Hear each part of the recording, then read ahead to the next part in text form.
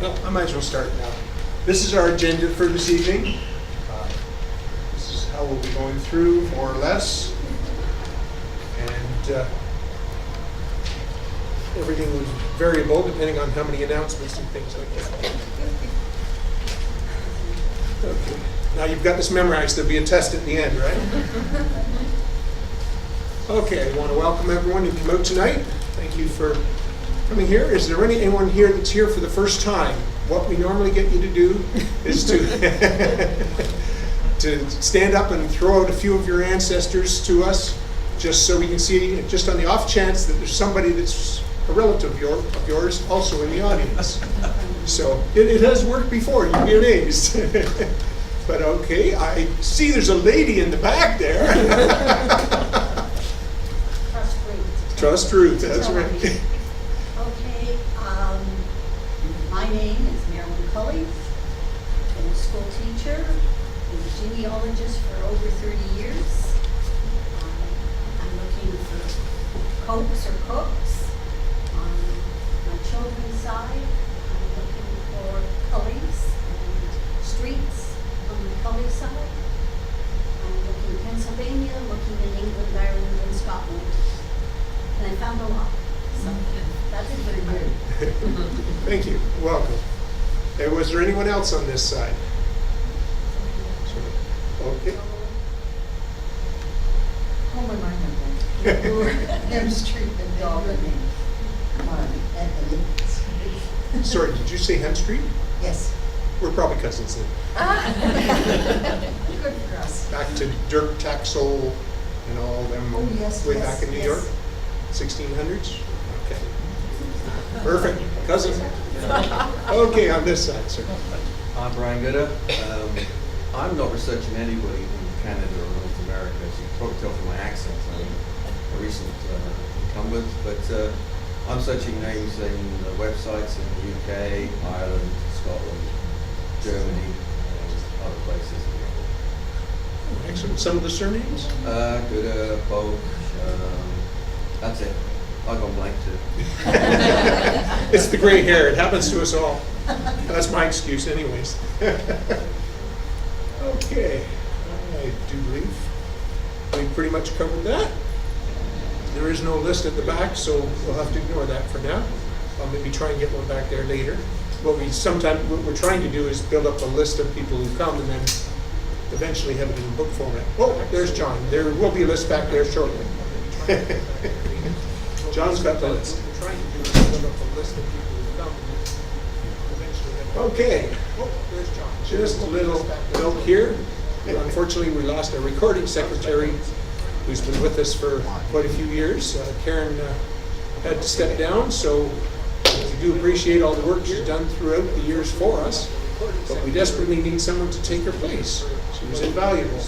It generally means coming to 2 meetings a month, usually the first Tuesday and the last Tuesday of the month, and you just take quick notes of the minutes of this meeting and of the first Tuesday and the last general or our executive meeting, which is always the last Tuesday of the month. So if anyone is interested, please see myself or any other members of the executives. Sheila over there, and Dawn behind her, and Dan and Anne and Nick, and there's probably more. Can't see that from. I think that's the majority. Okay, branch news. We had to move our office. We are no longer at the airport. We have moved our items to Northminster United Church, which is located at the corner of Rosslyn and Simcoe Streets on the northwest side. But, and there's a but, with the ice storm, we had a little bit of a problem and the roof leaked in our room. Luckily, in the back corner where we didn't have it too much stuff, with the ice storm, but they're going to replace the floor, they're going to replace the ceiling and the back wall, and anything else that needs it, plus a lot more of the church leaked too. So we can't move our books and stuff into there for about another 3 to 4 months. They are currently stacked in their gymnasium, about 3 cases deep, So filling up the whole back walls and stuff. So, plus they had to move all their filing cabinets and stuff out of the office as well. So we had lots of fun. Nancy and I had all ready to go. Plus they had to move all their filing cabinets. Can't really see too well in these pictures here, but we had filing cabinets. There's 10 of them in the back. A whole section for the library books. And there was a big long table down the middle to do all the work on, and poof, 10 of them in the back. Steve, Yes. is it wheelchair accessible? It is wheelchair accessible. Might be easier if we know you're coming ahead of time, just simply so we know to make sure there's somebody to man the lift. There is a lift, unfortunately we're on the top floor, so we gotta get you up there. But there is a lift, so that part is okay. Because I see the stairs there and I'm thinking, oh. Yes, that's just, they just circle back down to the main doors on to Rosslyn Road. But at the west end of the church, there is a door there, takes you straight to the elevator. And the elevator goes right into this room. Yes, right into our Steve? Yes. That's not actually church, that's actually Sunday school section, they call it. No, we're in the boardroom actually. Okay? We're in our office will be in the boardroom. Yeah. We're hoping to hold That's meetings. still called the Sunday school section of the church. Oh, is it? Oh, okay. It's not the actual church itself, it's the, It's the, but it's well, all west attached. side. It's the west side. Yes. Oh, is it? Okay, yeah, I didn't realize that whole section was called Sunday school. Okay, so anyways, 3 to 4 months, and then hopefully we'll be back in action. We will keep you posted. I guess that's on the next slide here. Okay, so we're closed until further notice. But just watch our website and we will try and get everything set up. So we're closed. We were so enthused about it, and then boom, down she went. Now, while we were cleaning out the other room, we ended up with a few extra tables. So if anybody's interested in these tables, some are in better shape than others. We want to keep a couple for ourselves, but we've got roughly 5 or 6 to get rid of. They're 6 feet long, and I did not measure the width, but it's got to be probably close to 2.5 feet or something, or 3 feet. I think 2 of them pretty much make 6 feet, so it's probably 3 foot by 6 foot tables. And the legs fold up, so they do fold flat. Like I say, that's one of the better ones, but some of them are scratched and stuff on top too. So if anyone's interested, see me. Okay, now something else has happened. And I believe I have it. Anyone's interested here? This isn't it. This is for you. Whoops, sorry. And can I call you up here? If you don't mind, maybe we'll go in front of the screen and then let's see who you are. Whoops, sorry. How much light? We can't take pictures Okay, with yeah. like that. This is like- Okay, let me just get it out here.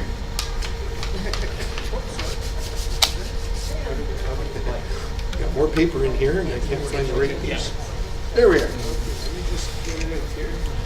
This is for Anne, signifying 25 years of service for Durham Region Branch. There we are. And we want to thank you for all your service.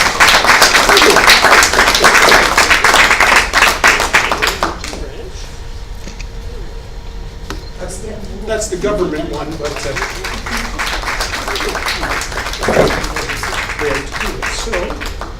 now comes the fun part. The moment you're all waiting for. See, it's gone from here, but it's not gone from there. Okay. Like I'm looking at your thing, that's why it was. Apologies. In the meantime, I will introduce Marian. Marian Press is a retired academic librarian who's been researching her own Scottish, English, and Portuguese roots for 35 years. She's particularly interested in what is available for researching online, on the web, in genealogy databases, and in academic databases, archives, and libraries. She's a frequent speaker at genealogical conferences and elsewhere, and teaches classes for the Toronto branch of OGS. She's at the editing stage for her first family history, which will be electronically published using Durham.com. Without further ado, Marian Press.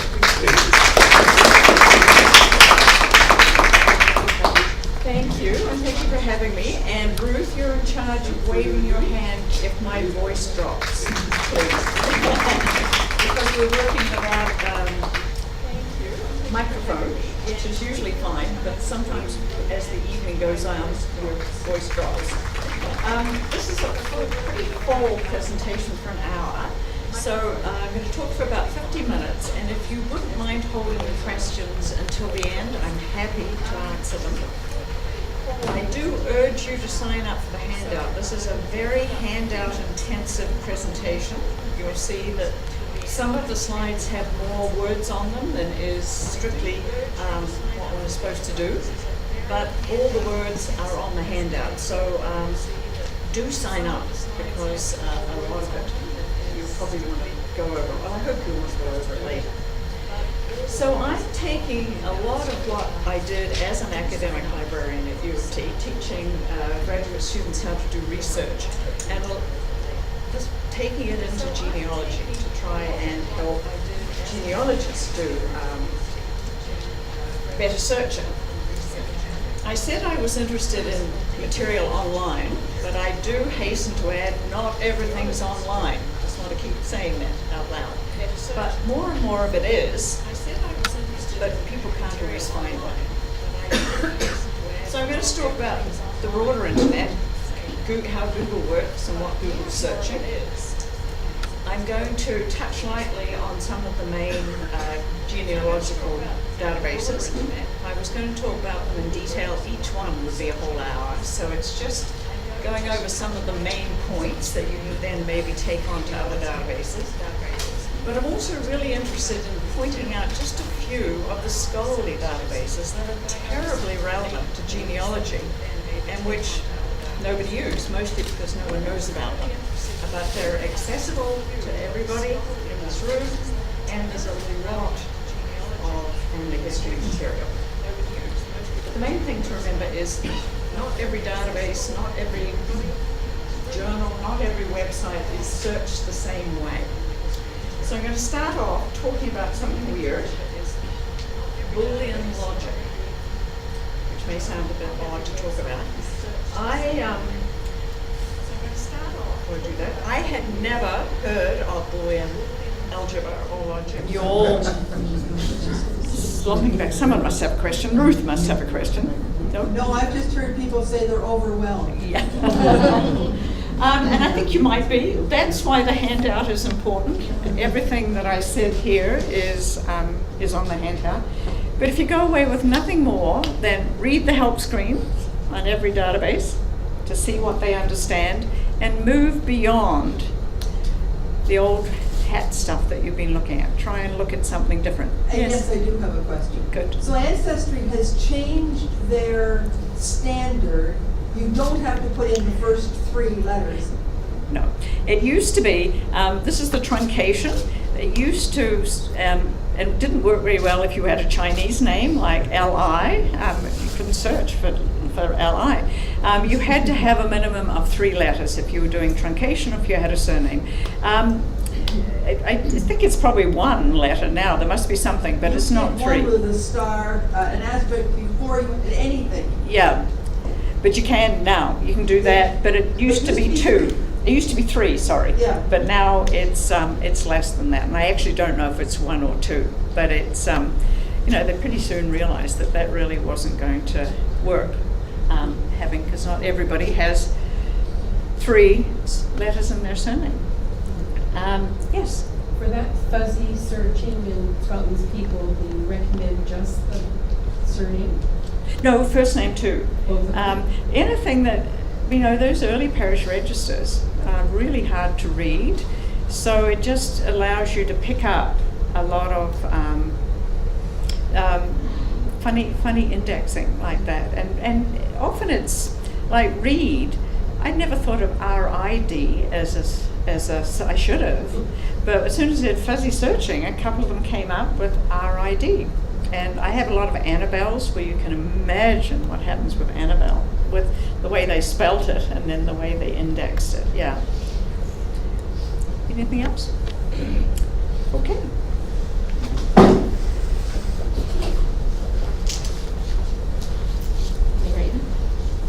Oh, much on behalf of the branch, thank you very much. Very good. Oh, and I should, my email is my name. I'm happy to have people often send questions. marian.press. Oh, thank you. Oops, that first one, you had it there. At utoronto.ca. Can you get back to that first slide? Go to slideshow from the beginning. Just push F5.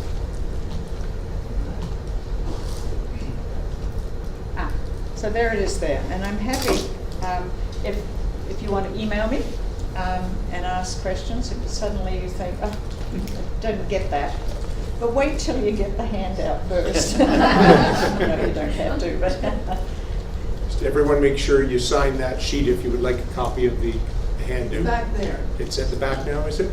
Okay. That has to come to me at the end. Okay. We'll take a few minutes and have a quick break. There's some drinks on the back table if you like, and some cookies. John has the sign-in sheet if you want to give us your surnames that you're searching, and we can keep track of that. There was the publications on the middle table that were donated. Thank you very much. And if you're interested in any of those, help yourself. And let's say we'll take 10 minutes and then we'll just finish things off. So we'll just take a quick 10-minute break.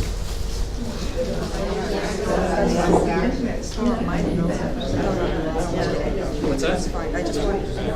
Okay, we'll call on B now to let us know about the correspondence that's come in. so I'm not going on to the next one.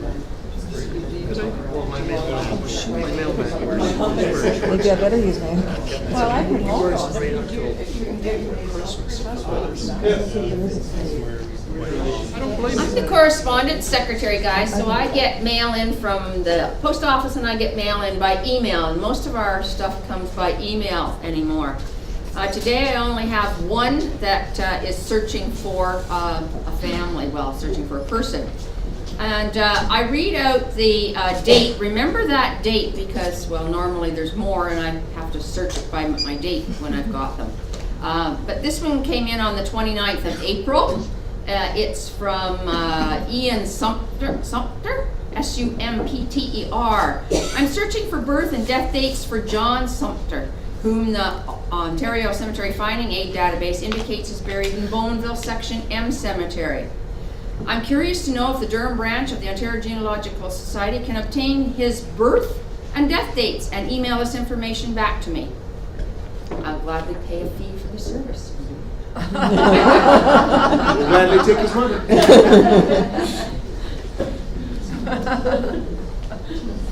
Okay, Shikala. Sheila's going to tell us we have red ink or black ink. Well, it looks like we have at least $5. Yeah. No, there's a 10 in there too. And a 5? Oh dear. That's about it. Okay, so as of today, well, let's see, during April, we had withdrawals of $3,832.13, and that included our move. And our deposits were $108.52, so our balance is $4,666.51. Thank you, Sheila.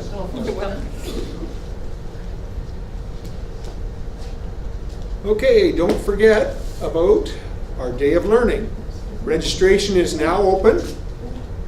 Saturday, June 23rd from 9 to 4 at the Faith United Church, Nash Road in Curtis. That's where we've held the other ones. The title of this is From DNA Connections to Database Giants. $35 includes your lunch if you get your money in early enough. And I believe there's a couple of handouts on the table there if you would like a reminder or if you have a place to post it. And here's a little idea of some of our speakers. Sherilyn Bell, Ellen Mackey, Nick Post, and Nancy Trimble. And there will also be a kind of a Q&A table at the end of it as well, I believe, after Nancy's talk. It includes the lunch, as I said, if you registered by June the 8th. And there are, like I say, a few flyers, and I'm looking at the next thing, which is throwing me off. There we go. Also, OGS has a webinar this Thursday. It'll be at 7 p.m., and it's using Ancestry DNA with your family history by Leslie Anderson. And you can see it was sponsored by the Leeds and Grenville and Kawartha branches of OGS. And this is a little more detail on it.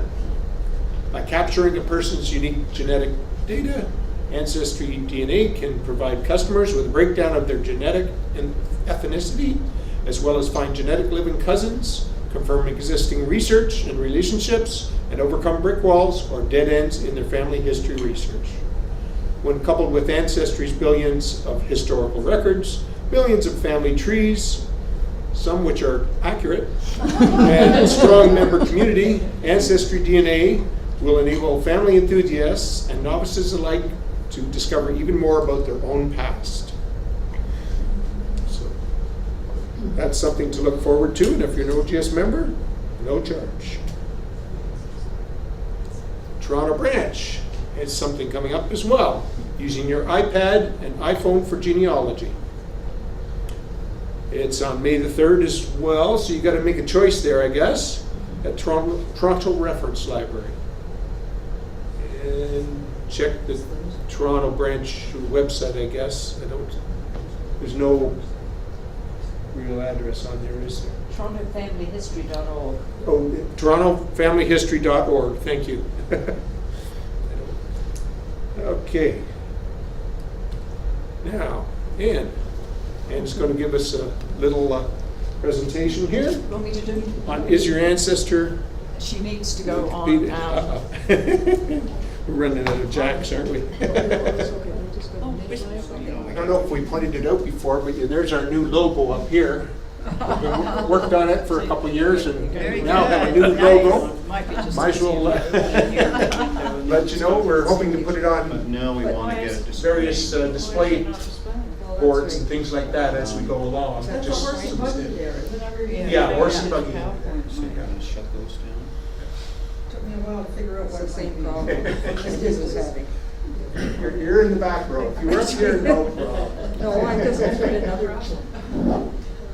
You can excel. Unless you want mine, in which case it's still Okay, wrong. so I am a avid Wikipedia editor, and so I'm going to talk to you today about whether you should try to put your ancestors on Wikipedia, or whether you shouldn't and wouldn't want to waste your time. So I have my own page on Wikipedia, so I'm just going to go to it because I made a little page.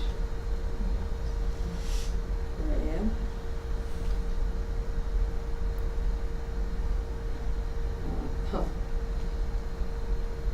Sec here.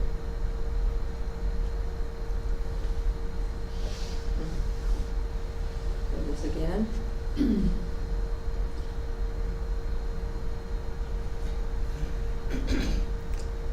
Shoot.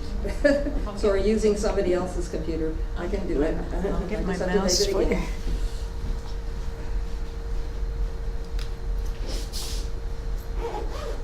There it is. Okay.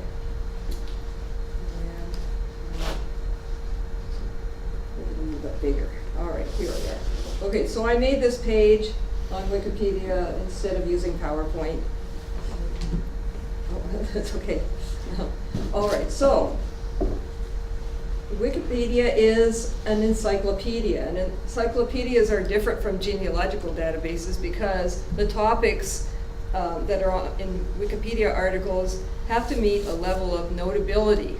And when they say notability, they don't mean necessarily that things are important. it means that they've been written about or spoken about. If you're talking about the television or something like that, and they have to be written about by certain types of people. Okay, so why would you want to put a page about your ancestor on Wikipedia? Well, if you do have a page about your ancestor on Wikipedia, it is likely to be read by lots of people because Wikipedia has 16 billion views every month, and it tends to come up high on search engine results because it's very informative. And Wikipedia pages, you can put the sources in where your information came from, which is sometimes hard to do if you go to one of those sites where you just put your tree in. People can't tell how reliable it is because not all of them let you put your sources in. But Wikipedia, not only do they let you, but they insist that you put sources in. Okay? Okay, so those are 3 reasons why you might want to put information about one of your relatives on Wikipedia. But they do have notability standards. So, for instance, your ancestor or any other topic on Wikipedia has to have been written about or spoken about on television or radio or things like that by independent journalists and authors. So, for instance, if you write about your ancestors and publish a book, that doesn't count because you would write about them whether they were important or not because you just like them. They're your ancestors, right? So, okay. So here are some of the acceptable types of sources that Wikipedia is looking for. Books that are independently edited and published. So if you have a book and you've taken it to a publisher and their editor has looked it over and checked the facts and decided that it's something that might sell, and then they've printed it or made an ebook out of it and published it, that's a good source. Okay? But if, on the other hand, if you just ran it off on your printer and donated it to your local library, that doesn't count. Magazine articles. If it's a regular periodical that's like printed by a company or made by a company that has employees and they've chosen your article about your ancestor or that sort of thing. So that's professionally published. News article. If your ancestor did something that got them in the newspaper, and of course. Sometimes it depends on the newspaper. In the Bowmanville Statesman, for instance, if you visited your next door neighbor, it got in the newspaper. Okay, so all right. So it doesn't have to be paper because these days more and more things are being online.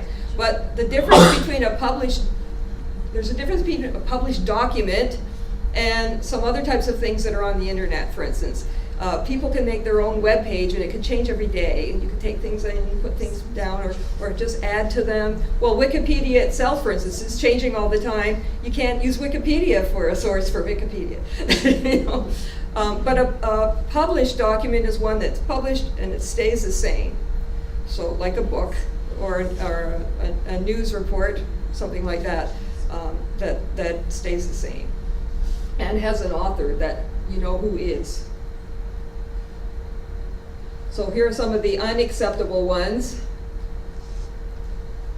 Forums, bulletin boards, WordPress sites, family tree sites, self-published books, articles without independent fact-checking, material written by your friends and relatives, personal opinions of non-experts such as blogs, letters to the editor, press releases, because if you're trying to sell your book, it's amazing what people will say when they're trying to sell their book.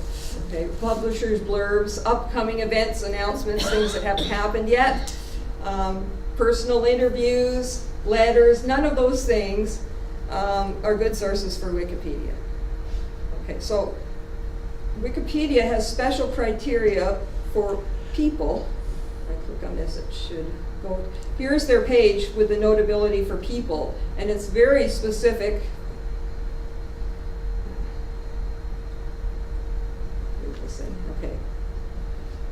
And it has, you can see it's got criteria for academics, creative professionals, criminals even, military personnel. Okay, so all kinds of different things. And it has details about each of them. I won't go through that now, but if you're interested, you can have a look at it sometime. Okay. Notability is not inherited from famous relatives. So if you have, for instance, a general in your, a military general in your background, and he was very famous for winning a certain battle, and then he had a son, and his son just didn't do anything, but he was a nice guy. He can't be in Wikipedia just because his dad was famous. Okay,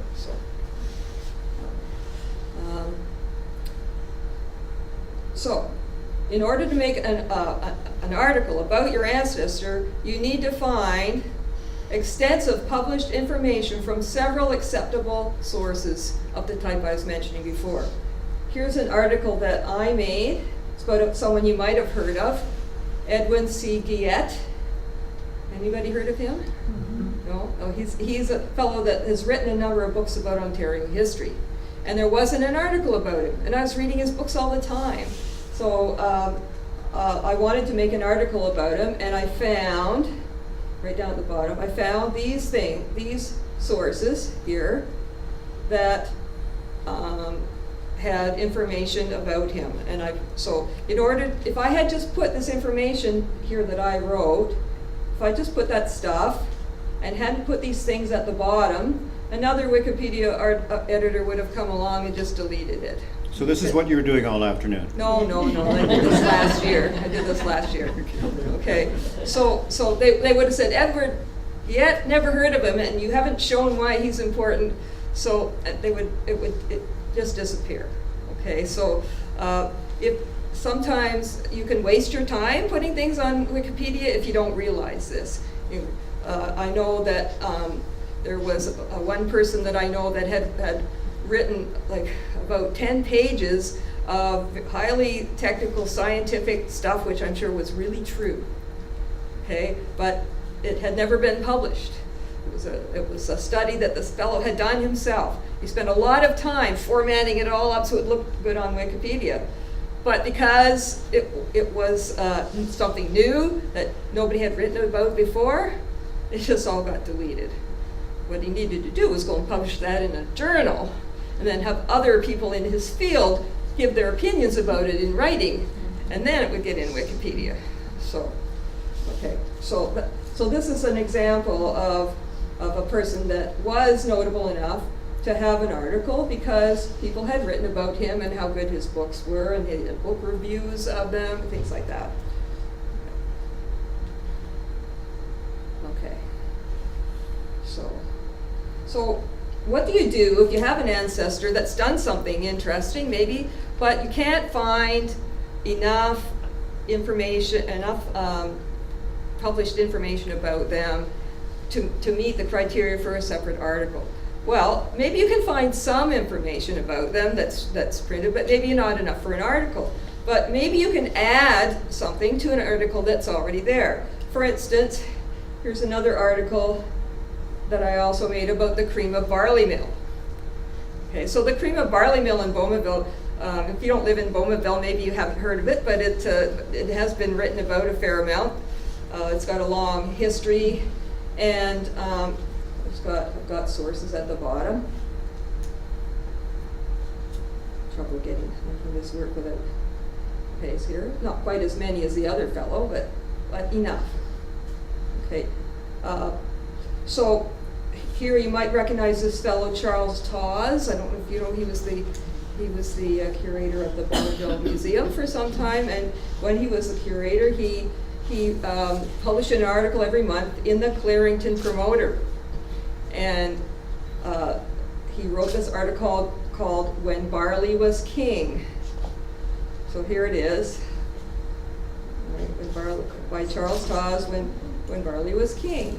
And mentioned in this article are a couple of local people that are maybe not famous enough to have their own article in Wikipedia, but they're certainly famous enough to be mentioned because they did, well, for instance, Leonard Soper. I don't know if you have heard of Leonard Soper, but if you were into history in Bowmanville, you would have heard of him. He was one of the early settlers, and actually he built the cream of barley mill. That's one of the things he did. So if he was one of your ancestors, and he had done enough things to be notable for his own article, you could put him, which I did, in this article, the fact that he built the cream of barley mill. And there was one fellow connected with the cream of barley mill that did get his own article, and that's Alfred Shrub. There he is. But he really wasn't famous because of the cream of barley mill, although he did get in that article. He was famous because he was a runner, and he broke a number of records, and he raced Tom Longboat, the marathoner, and so he coached the Oxford University Athletic, and then he came to Bowmanville and ran the cream of barley mill. Who would know? Okay, so you might have somebody that is moderately well known locally, for instance, who could be in an article about that town or something like that. So that's another thing. The other thing that you might do is decide that Wikipedia is not for you, and you would go to one of those other wikis that are designed for genealogy. And the best thing to do there is to check Cindy's list. So Cindy's list has a list for everything, and one of the things on her list is wikis for genealogy. And if I click on this one that says general resources here, oops. All right. So on this page, there are a list of a number of different wikis that you can use if you want to put up information. And one of the reasons you might want to put your information on a wiki is because it's really easy to go in and anybody can add information to it. So some databases, you can just look at them and you're not allowed to put up information, or you just have to submit things. But on wikis, generally, they're designed to be made by many people rather than one person. All right, I think. Are there any questions about that? Yes. Now, when you put in the references, the bibliography, do you have to be able to link to the full text? The full text have to be available, or you can have references? No, that are not? it could be just an old book you found on your bookshelf. As long as it's a real book and it's really published, it's good if you can put a link, but sometimes the links get out of date. So it's actually more important, even if you have the link, it's more important to put the proper bibliographical information, because the link might go bad, but the person could still tell what the book was and maybe find it in their library.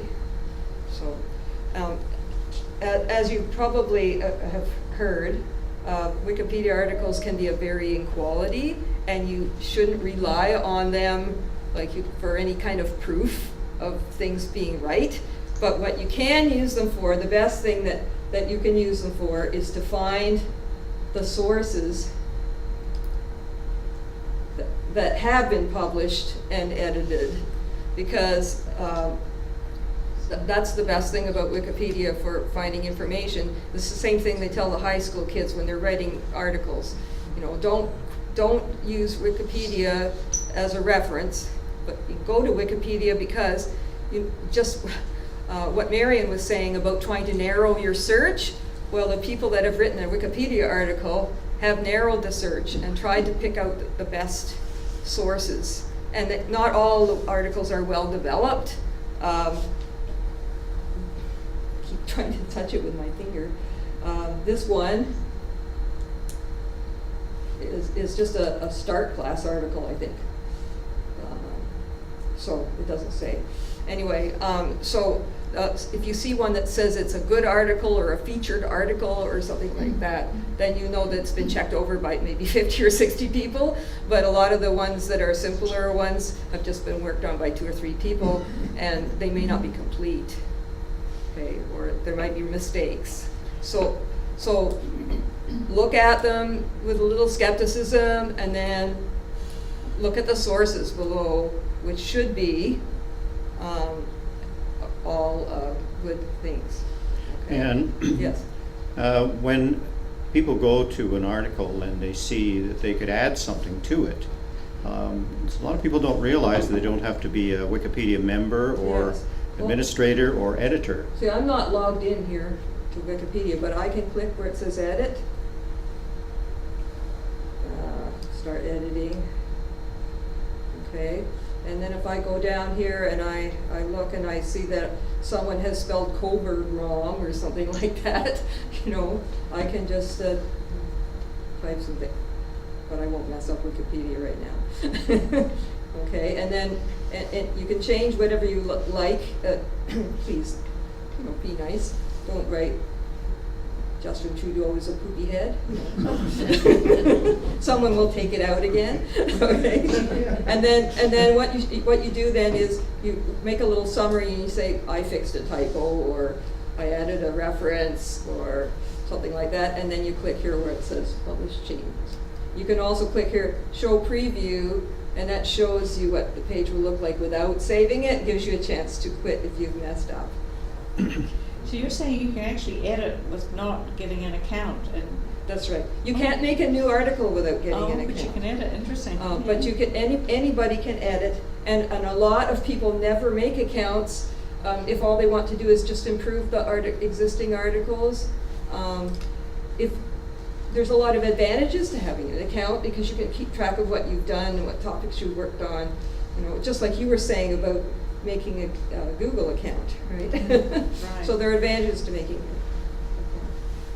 But you don't have to unless you want to make new articles, because then the other people want to know who's doing it, in case there are some people who are actually vandals and go around messing up Wikipedia. So I'm just going to get back out of that without saving. Okay. Thank you. Just out of interest, a group of librarians about 5 years ago did a comparison of Encyclopedia Britannica and Wikipedia. Wikipedia won. It had they both had mistakes, different mistakes, but they said overall Wikipedia was a more accurate source than the Encyclopedia Britannica, which I thought was interesting. Yeah. Well, I remember reading that. Yeah. It was quite surprising. But there are 130,000 logged in people every month that edit Wikipedia, and all the people that aren't logged in that come along and help fix the typos and things like that. And so the Encyclopedia Britannica, I'm sure, couldn't afford that many people. Yeah. and there are getting to be close to 6 million articles now. So, all right. Thank you. Thank you. That's interesting.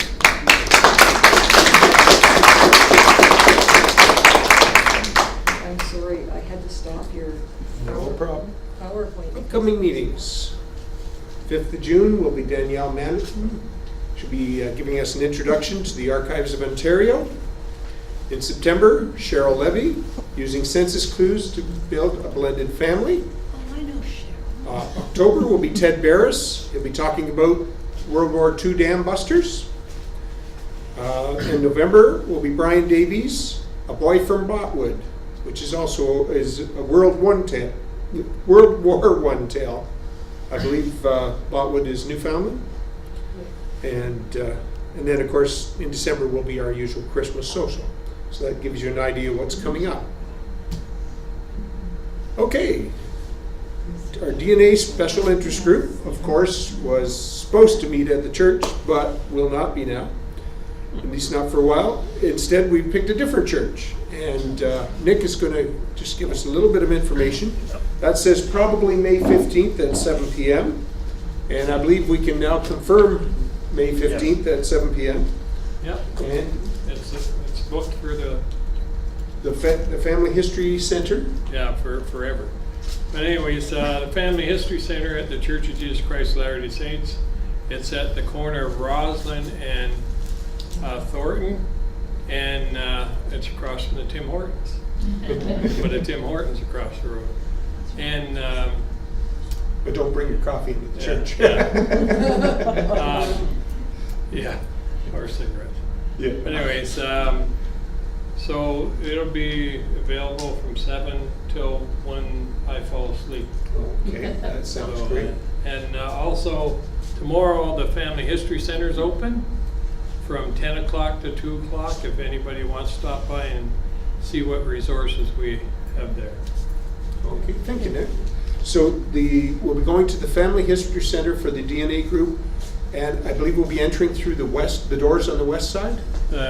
Southwest corner. Southwest doors? Okay, and the Family History Center is just on the right, a couple of doors up? When you go in the doors. Okay, so it'll be the third Tuesday of the month, 7 p.m. So we'll see you there. Anyone interested in DNA? Tuesday, did I say Thursday? You said Can't read. Tuesday. Sorry, Tuesday is May the 15th, so. And also check our website, we'll try and have it up on the website as well, now that we have confirmed up. You'll also, anybody that's signed up will get the email blast, and that'll be another way to keep track of it.